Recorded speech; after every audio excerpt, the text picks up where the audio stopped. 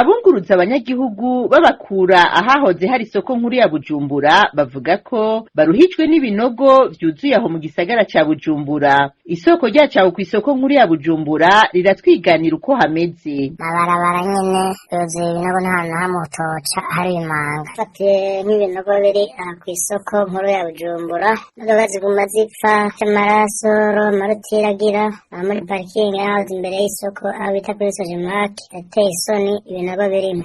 Rero na parikingi inyuma y'isoko nayo nyene ibinogo ntimworaba ntibamenye ko yigeze ikaburimbi. Abo bagendesha imiduga bavuga ko bahura n'ingorane nyinshi kubera ivyo binogo. Imiduga yirirwa irapfa amarotira maki ntitubona n'amahera twatse amabanki ko tuzoyariha ngo turiho dukora transport n'ivyahora biri guhuka aho imvura izogwira.